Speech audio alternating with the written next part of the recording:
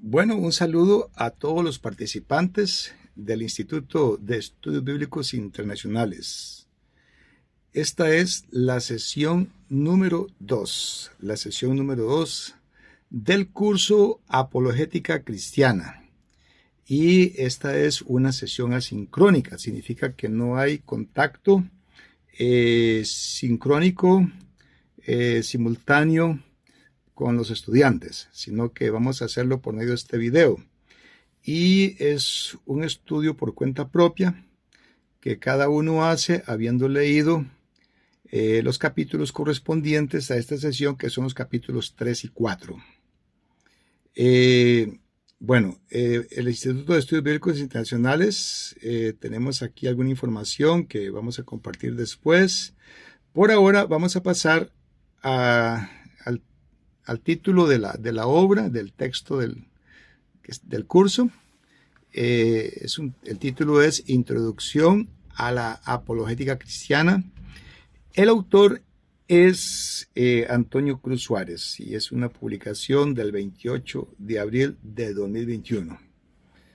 Es muy importante hacer ver que se trata de una obra que estamos usando como apoyo para el curso, pero a la hora de hacer la sesión lo que estamos haciendo es una adaptación, y hoy vamos a hacer mucho resumen de esos dos capítulos 3 y 4. Así que vamos a comenzar con esta diapositiva que plantea una pregunta. Se podría decir que es una pregunta filosófica, más bien es una pregunta epistemológica, que es una rama de la filosofía, la epistemología. ¿Cómo hacemos los seres humanos para saber las cosas? En este caso, ¿cómo sé que Dios existe? La pregunta es que si es posible demostrar la existencia de Dios. ¿Es Dios una realidad verificable, tangible a los sentidos de la vista, el oído, el tacto? La respuesta es que no lo es. La existencia de Dios no es verificable por los sentidos. Y esto se debe precisamente a que Dios es espíritu. Dios no es materia. Por esa razón, su existencia no es verificable por los sentidos de la vista ni el tacto.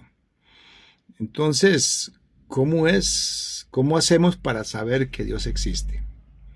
Bueno, precisamente por su misma naturaleza, por su condición de ser Dios espíritu, Dios creador, por ser superior a nosotros. Entonces, es a Él a quien corresponde, lógicamente, hacer algo que nosotros no podemos hacer. Es a Él a quien corresponde tomar la iniciativa de darse a conocer, y Él, de su gracia, ya lo ha hecho. Y lo ha hecho por medio de dos vías. Una de ellas es la revelación natural, que se refiere a la idea de que Dios se revela a sí mismo a través de la creación y de la naturaleza. Es decir, a través de la observación de la naturaleza, la razón y la conciencia del ser humano pueden tener una comprensión básica de la existencia de Dios y de su carácter. En términos bíblicos podemos encontrar apoyo para esta idea en varios pasajes. Por ejemplo, en Romanos 1:20 leemos que las cosas invisibles de Él, su eterno poder y deidad, se hacen claramente visibles desde la creación del mundo, siendo entendidas por medio de las cosas hechas, de modo que no tienen excusa. Aquí se sugiere que la naturaleza por sí misma, en sí misma, es una manifestación de Dios, y que a través de ella podemos conocer su carácter. Pero, dichosamente, los creyentes tenemos, además de la revelación natural, también tenemos la revelación especial, que tiene que ver con la idea de que Dios se revela a sí mismo, se da a conocer de manera sobrenatural a través de la historia. Y la revelación escrita o recogida en las Escrituras.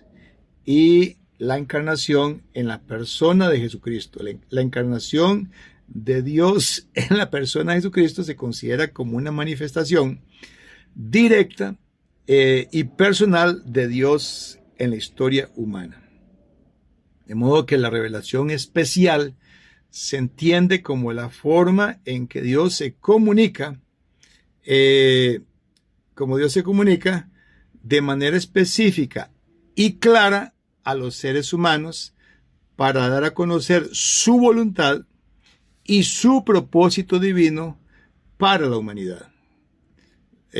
La revelación especial, entonces, se encuentra en las Escrituras, específicamente en la Biblia, a la cual se le considera la palabra inspirada de Dios, y también se puede encontrar en la persona de Jesucristo, a quien se le considera como la encarnación de Dios y la máxima revelación de Dios a la humanidad. Esto lo vemos muy bien en lo que dice el texto de Hebreos capítulo 1, versículo 1, donde dice que Dios, habiendo hablado muchas veces, de muchas maneras, a los padres por los profetas, en estos postreros tiempos nos ha hablado por el Hijo. Muy bien, hasta aquí la explicación que damos, la respuesta que damos a la pregunta ¿cómo sé que Dios existe? Básicamente por medio de la revelación natural y la revelación especial.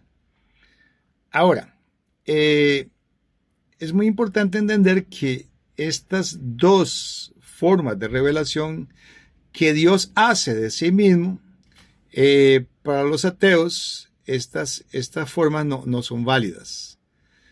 Para los ateos, la idea de que Dios se ha dado a conocer a sí mismo de estas dos maneras es completamente inválida. Para ellos es precisamente que a lo largo de la historia, para los ateos, precisamente a lo largo de la historia, de la apologética se han desarrollado ciertos argumentos sobre su existencia, que se conocen como el argumento cosmológico, número 1, el argumento del diseño, número 2, y el argumento moral. Muy bien. Resumiendo mucho lo que dice el libro de texto y parafraseándolo, diciéndolo en otras palabras, el argumento cosmológico es un argumento filosófico y teológico que intenta demostrar la existencia de Dios a través de la observación de la naturaleza y de la razón. Este argumento se basa en la idea de que todo lo que existe debe tener una causa y que la existencia del universo requiere una causa que está fuera de él y que ésta sea necesariamente existente, y a esta causa se le identifica como Dios. Así que vamos a pasar ahora entonces a la forma como el argumento cosmológico se presenta. Una de las versiones más comunes del argumento cosmológico es la siguiente. Número 1. Todo lo que existe tiene una causa. Repito, número 1. Todo lo que existe tiene una causa. Número 2. El universo existe. Número 2. Número 3. Por lo tanto, el universo tiene una causa. Como ustedes pueden ver, es un argumento lógico. Cuando decimos que todo lo que existe tiene una causa, estamos dando por sentado que eso es así, que todo lo que existe tiene una causa. Estamos dando por sentado algo que tal vez para algunas personas ateas no es cierto, que no tiene que tener una causa. Pero nosotros partimos de esa suposición, de que todo lo que existe tiene una causa. Luego, si todo lo que existe tiene una causa, entonces tenemos que el universo, al existir, número 2, al ser el universo, algo que existe, entonces, número 3, la conclusión lógica es que el universo debe de tener una causa.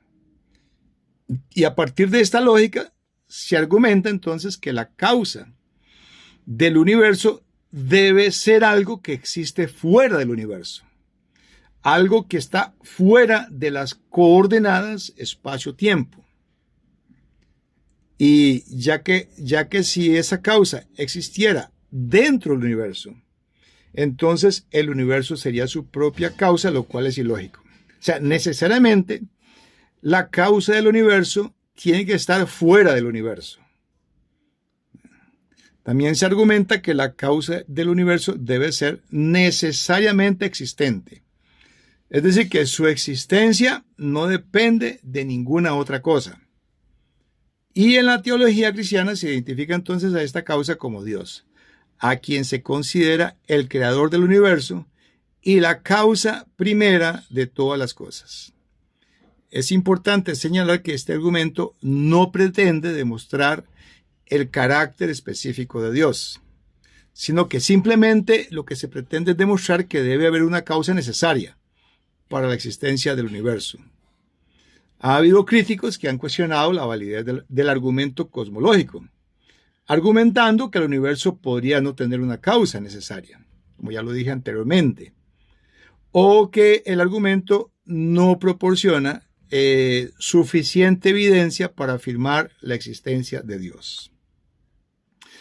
Muy bien, esa sería en resumen y muy resumido la presentación del argumento cosmológico que estamos haciendo en la sesión número 2 de este curso de apologética cristiana.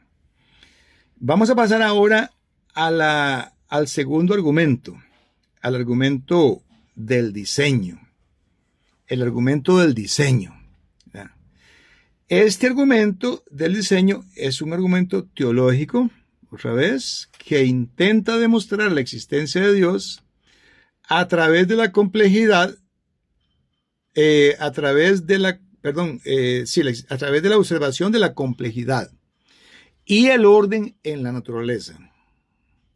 Se basa en la idea de que la complejidad y el orden en la naturaleza,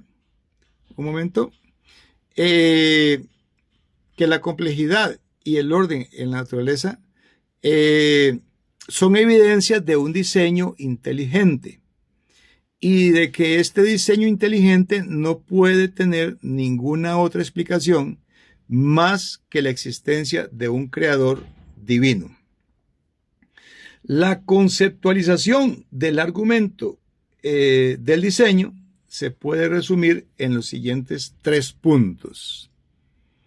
Número 1, el universo muestra una complejidad y un orden que no pueden explicarse por causas naturales o aleatorias. Es decir, no es por causa del azar, no es por casualidad que se llegó a evidenciar esa complejidad y organización de lo que muestra la realidad del universo. Ese sería el número 1. Número 2, la complejidad y el orden que se observan en la naturaleza son evidencia de un diseño inteligente. Y número 3, para que se dé este diseño inteligente, se requiere es necesaria la existencia de un ser inteligente, de un ser creador inteligente a quien se le identifica como Dios en la teología cristiana. Podemos mencionar el famoso relato del reloj y el relojero de William Paley, quien ilustra que el argumento de la existencia, el argumento del diseño para la existencia de Dios, diciendo que de la misma manera que un reloj requiere un relojero para ser creado, el universo requiere un creador divino para ser explicado. En resumen, la analogía del reloj y el relojero sugiere que la complejidad y el diseño del universo son evidencia de la existencia de un creador divino. Ahora, este argumento se basa, como ya lo dijimos y estamos repitiendo, en la idea de que la complejidad y el orden en la naturaleza son demasiado grandes para ser explicados por medio de procesos naturales o por la casualidad. Es decir, no pudo haber sido resultado de la casualidad.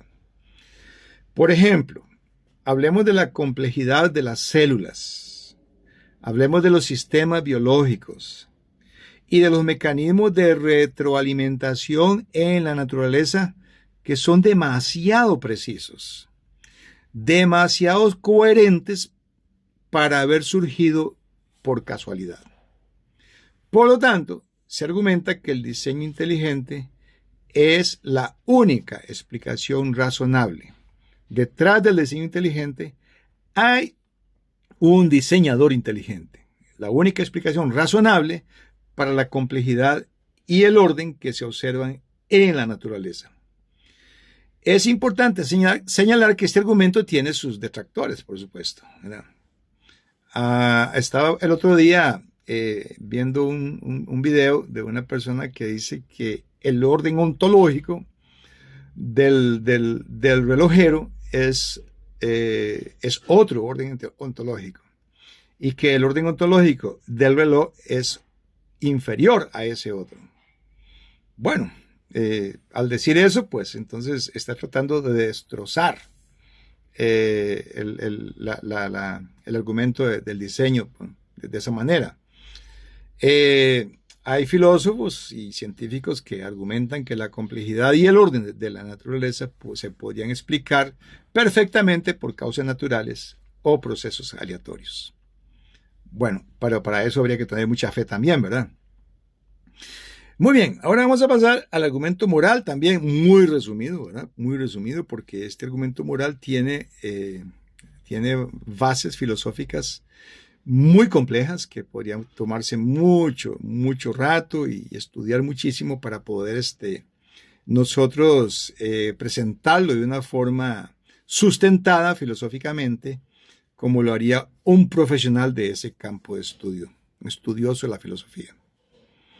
El argumento moral se basa en la idea de que la existencia de la moralidad en el universo es evidencia de la existencia de Dios. Este argumento parte de la premisa de que la moralidad es un hecho objetivo, o sea, existe la moralidad, que no es subjetivo, que no es algo inventado por seres humanos, y que las leyes morales universales requieren una explicación adecuada. Es decir, el hecho de que existan leyes morales requieren que se dé cuenta de ellas de forma adecuada. Vamos a conceptualizar el argumento moral en dos premisas y una conclusión. La primera es que, número uno, es que la moralidad existe en el universo, es un hecho que existe y se hace evidente en las leyes morales universales que se encuentran en diferentes culturas y épocas. Una ley moral universal es que es malo matar, por ejemplo. Es malo robar también. Es malo mentir. Ahora, la moralidad, número dos, no puede explicarse adecuadamente por causas naturales o culturales simplemente. Hay que ver algo más profundo que causas naturales o culturales. Por lo tanto, número tres, la explicación más plausible de la moralidad es que hay un fundamento absoluto de moralidad que se encuentra en Dios, no en los seres humanos ni en la naturaleza. Este argumento se basa en la idea de que la moralidad es un hecho objetivo y no subjetivo, que no es cultural. lo que significa que hay ciertas acciones que son moralmente correctas o incorrectas, independientemente de las opiniones individuales. Por ejemplo, la idea de que es moralmente incorrecto matar, como ya lo dijimos, a una persona inocente, es universalmente aceptada en todas las culturas. Se argumenta entonces que la moralidad no puede ser explicada adecuadamente por causas naturales o culturales, repitiendo lo dicho, ya que estas explicaciones no pueden dar cuenta de la objetividad y universalidad de las leyes morales. Por lo tanto, se argumenta que la explicación más plausible de la moralidad es que hay un fundamento absoluto de moralidad que se encuentra en Dios. Y en la teología cristiana, el argumento moral, en esa teología, el argumento moral se considera como una forma de evidencia de la existencia de Dios. Se argumenta que la moralidad es una evidencia de la existencia de Dios, de un Dios moral que ha creado al ser humano con la capacidad de comprender y vivir de acuerdo con las leyes morales universales. Muy bien. Ahora, por supuesto, ¿verdad?, que este argumento tiene sus detractores. Ha sido objeto de críticas y objeciones por parte de algunos filósofos, quienes argumentan que la moralidad puede explicarse adecuadamente por causas culturales e incluso biológicas. Bueno, pero eso es algo que, ¿verdad?, para poder nosotros conocerlo, deberíamos entonces entregarnos esa tarea para conocer esos argumentos y poder rebatirlos a ese nivel. Muy bien, ahora vamos a pasar al tema del problema del mal y de la teodicea. El problema del mal y la teodicea. Vamos entonces primero a hacer notar que el mal es una realidad palpable y cruel que se puede constatar en diversos momentos de la vida. Ya sea al contraer una enfermedad grave, al presenciar la muerte de alguien cercano, al enfrentar un accidente de tráfico, cuando vemos que hay guerras causadas por la humanidad, el hecho de que existan injusticias sociales o catástrofes naturales, entre otras. En todo esto, las personas se ven expuestas a situaciones dolorosas que dejan una huella imborrable en su ser. Y todos hemos experimentado el mal y sus efectos en alguna ocasión. La pregunta es, ¿cómo suele reaccionar la gente ante esta realidad constante? Esa es la pregunta que nos hacemos. Bueno, ¿cómo podría existir? Una reacción es esa, es plantearse esta pregunta. ¿Cómo podría existir un ser omnisciente, omnipotente y misericordioso que permita el sufrimiento injusto y la muerte de tantos niños o seres inocentes? Este es el argumento lógico más fuerte en contra de la existencia de Dios que han generado los pensadores desde la más remota antigüedad. Incluso tenemos un pensador llamado Epicuro que vivió en los años 341 al 270 a.C., quien escribió las siguientes palabras: o Dios quiere evitar el mal y no puede, o Dios puede y no quiere, o Dios no quiere y no puede, o Dios puede y quiere. Si Dios quiere evitar el mal y no puede, entonces es impotente, y esto contraría la condición de Dios. Si Dios puede y no quiere, entonces Dios es malo, y esto es igualmente incompatible con su naturaleza bondadosa. Si Dios no quiere y no puede, entonces es las dos cosas, malo e incompetente. Por lo tanto, no sería Dios. Ahora, si Dios quiere y puede, entonces, ¿de dónde vienen los males? ¿Por qué no hace algo al respecto? Ese es el argumento de Epicuro en los siglos anteriores a Cristo, que ya desde siglos anteriores a Cristo existía ese argumento Y hoy, pues con mucho más fuerza, ¿verdad? Lo plantean los incrédulos, están planteando el argumento de que por qué si hay Dios, por qué existe el mal. Muy bien, entonces, debido a esto, ¿verdad? A la existencia del mal en el mundo, la pregunta que nos hacemos es esta. ¿Será cierto que el mal, la existencia del mal, es incompatible con la existencia de Dios? ¿Será cierto eso? Respuesta, no es cierto. La existencia del mal en el mundo no es incompatible con la existencia de Dios. No lo es. Aunque Dios es amoroso y perfectamente bueno, también nos dio libre albedrío, como seres humanos que somos, para tomar nuestras propias decisiones. El mal en el mundo es el resultado de las acciones humanas que van en contra de la voluntad de Dios. El pecado y la maldad existen porque las personas tienen la capacidad de elegir el mal en lugar del bien. En última instancia, esto se debe a la libertad que Dios nos ha dado. Además, Dios puede permitir el mal para lograr un bien mayor. Por ejemplo, a veces las pruebas y dificultades nos hacen más fuertes y nos acercan más a Dios. También es posible que Dios utilice el mal para llevar a cabo su plan redentor del mundo, como sucedió con la muerte y la resurrección de nuestro Señor Jesucristo, lo que nos trajo la salvación.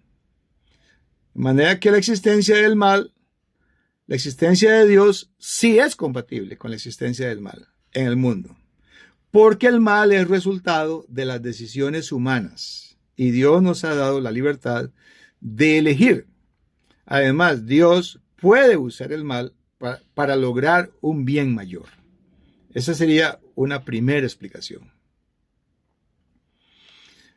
Vamos a pasar ahora a ver un pasaje. Curiosamente, en Lamentaciones 3:38, el autor expresa la idea de que todo lo que sucede en el mundo, tanto lo bueno como lo malo, proviene de Dios.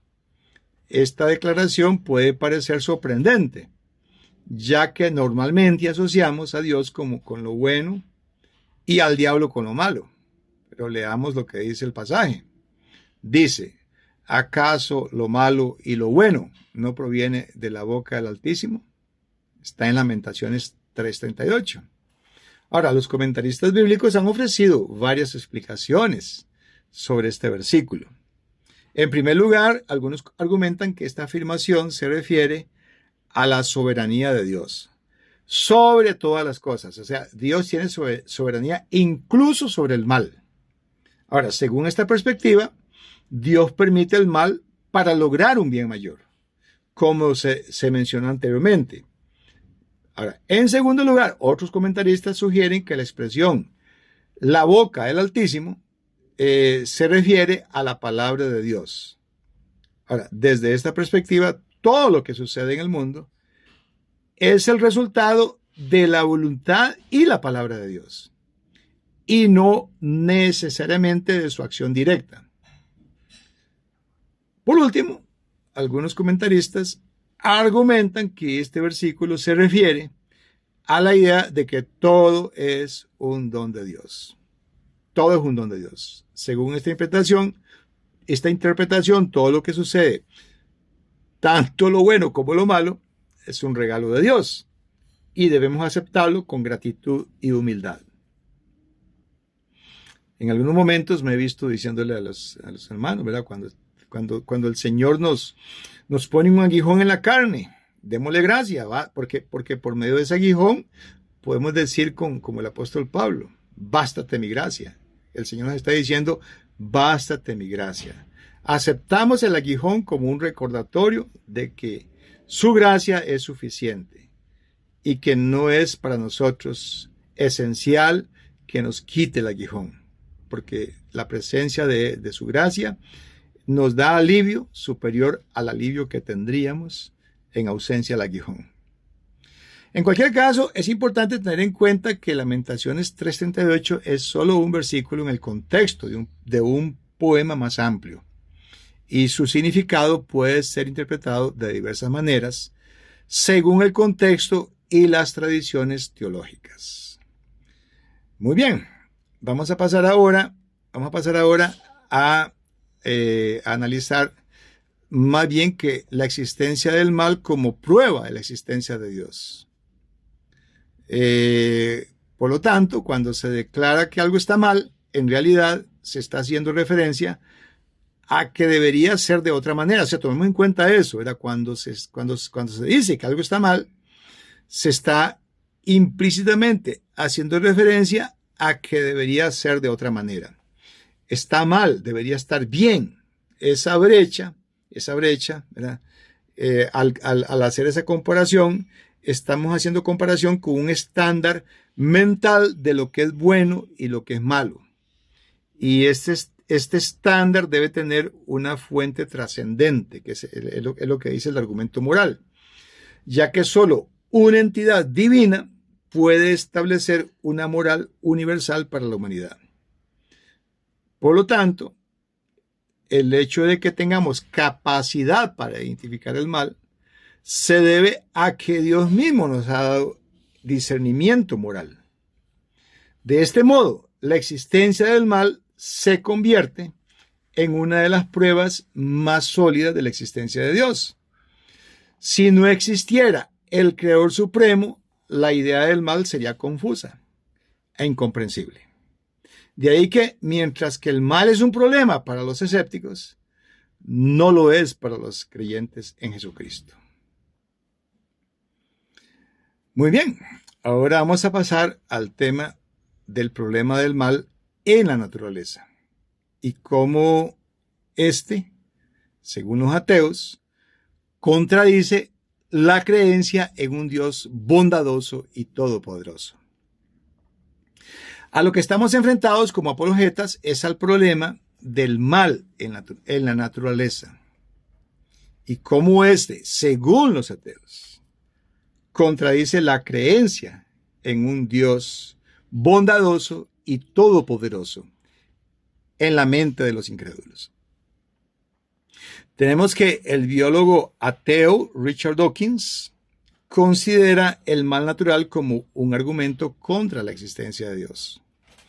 El siguiente texto o párrafo es tomado de un libro de Richard Dawkins, famoso ateo. Dice: la selección natural es un proceso profundamente malvado. El mismo Darwin exclamó, o sea, aquí está Dawkins citando a Darwin. ¿Qué libro podría haber escrito el capellán del diablo con las torpes, despilfarradoras y horriblemente crueles obras de la naturaleza? Eso escribió el famoso autor del origen de las especies, Charles Darwin. El problema, según Dawkins ahora, ¿verdad?, es que la teoría de la selección natural parece calculada para fomentar el egoísmo a expensas del bien común. La violencia, dice Dawkins, la pertinaz indiferencia al sufrimiento, la avaricia a corto plazo, a expensas de la previsión a largo plazo. Según Dawkins, estas preguntas que se hace Dawkins, ¿no habría podido Dios impedir todo este mal? Si ya conocía de antemano las consecuencias de la libertad humana, ¿a qué permitir tanto dolor? ¿Por qué no elegir otro método más en consonancia con su carácter bondadoso? La sola existencia de tanto sufrimiento, ¿acaso no constituye una prueba contundente contra la existencia de Dios? Son palabras de Richard Dawkins. Cuando está hablando de la famosa obra de Darwin, que según él, ¿verdad?, la evolución es resultado de la sobrevivencia del más apto. Entonces, el más apto tiene que destruir o le gana a todos los que son menos aptos. Bueno, a lo anterior respondemos que como apologetas vamos a tratar de responder ahora. y esta es la respuesta que podemos dar. Que si bien la existencia del mal plantea preguntas difíciles acerca de por qué Dios lo permite, es posible responder satisfactoriamente a estas cuestiones desde la razón humana.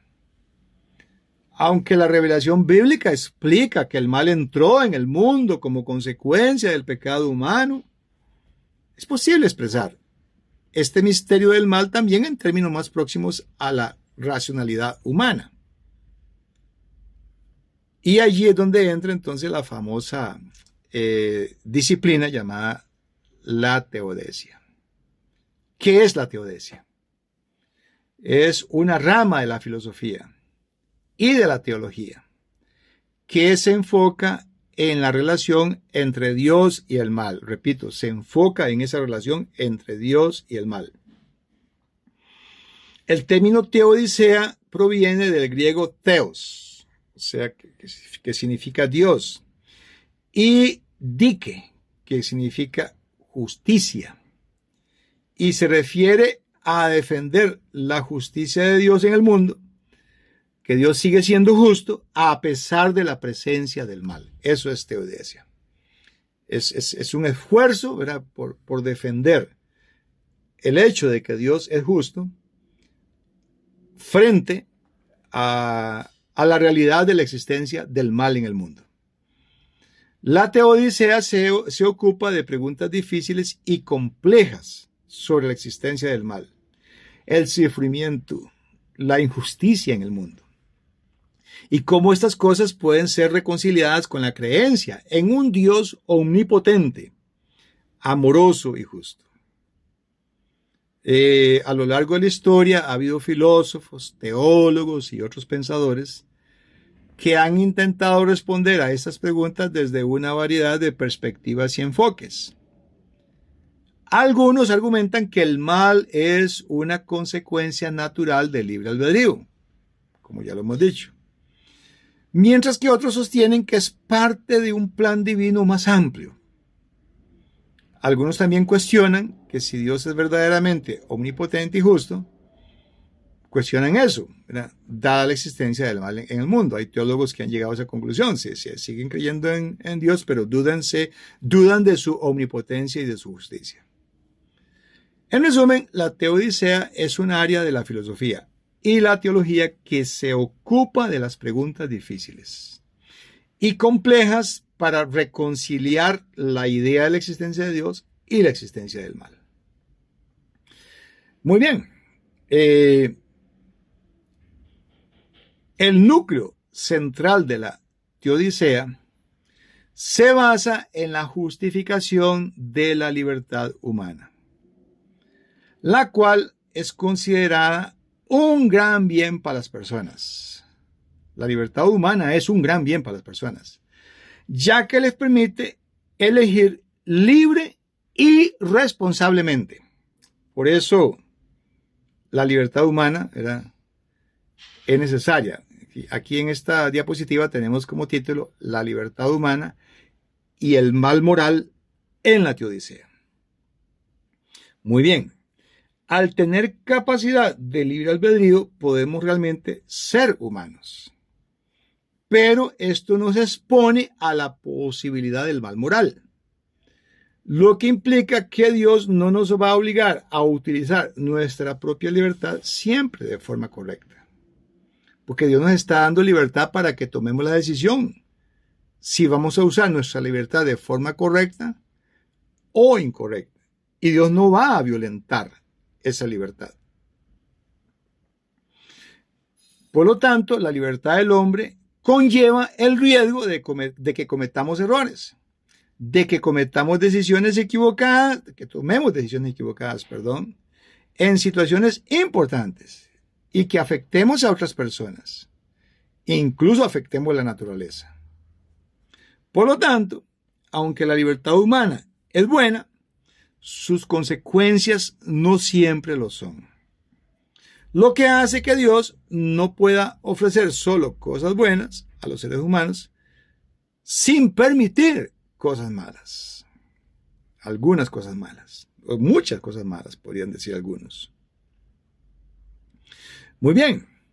Entonces, de allí que, ¿verdad?, la teodicea nos lleva entonces a justificar la existencia del mal, porque en él hay valor de conocimiento adquirido. Es decir, a través del mal natural se adquieren ciertos conocimientos que pueden ser para el bien. Preguntamos, ¿tiene algún efecto beneficioso la existencia del mal natural para la humanidad? Una pregunta, ¿verdad? ¿Tiene efecto beneficioso el hecho de que existe mal natural? Bueno, a priori la respuesta es sí.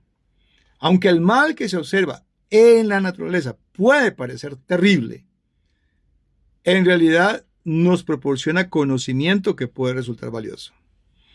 Por ejemplo, cuando un médico investiga cómo se desarrollan y se propagan las células de un tumor maligno, ese médico puede usar esa información para un bien, que es curar al paciente y prevenir que otros mueran a causa de ese tipo de cáncer. Pero el hecho de que los seres humanos tengan libre elección también significa que ese médico decida no compartir su conocimiento e incluso usarlo para obtener beneficios personales o para dañar a otros. Un médico negligente, un corazón malo, podría no tomar medidas para prevenir que otros se enfermen debido a las causas naturales del mal y prefiera vender sus hallazgos a grupos terroristas o ejércitos para crear armas biológicas. De modo que al estudiar el mal natural, los seres humanos se enfrentan a una amplia gama de decisiones y posibilidades. Y es a través de este conocimiento que aprendemos cómo podemos causar el bien, pero también podemos provocar el mal. Por ahí anda la teodicea. Entonces, vamos a analizar un poquito ahora el papel del mal en la libertad humana. ¿Es posible que Dios nos guíe en cada elección para evitar las malas consecuencias? Repito, ¿es posible que Dios nos guíe, nos lleve de la manita, obligándonos en cada elección para evitar las malas consecuencias? Claro que es posible. Él podría hacerlo, pero al hacerlo está limitando nuestra libertad de decisión y dejaríamos de ser seres humanos responsables. Por lo tanto, solo a través del mal es como podemos aprender acerca de los efectos de nuestras acciones, sin perder la libertad que nos caracteriza. Como seres libres que somos, el mal debe ser una opción para nosotros, lo que nos hace responsables ante Dios, la naturaleza y las demás personas. Ahora, esto no significa que el mal sea algo necesario o que sea útil. No lo es, pero nos proporciona el conocimiento, esencial para mantener nuestra humanidad. A través de este conocimiento aprendemos cómo podemos causar el bien, pero también cómo podemos provocar el mal. Muy bien, entonces todo lo que hemos hecho, ¿verdad?, capítulos 3 y 4 de este texto, en resumidas cuentas, todo lo anterior es la respuesta de la teodicea al reclamo simplista de los ateos, en el sentido de que la existencia del mal anula la existencia de Dios.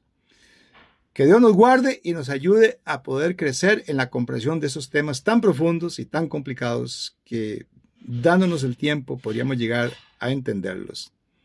Este es el fin de la sesión número 2.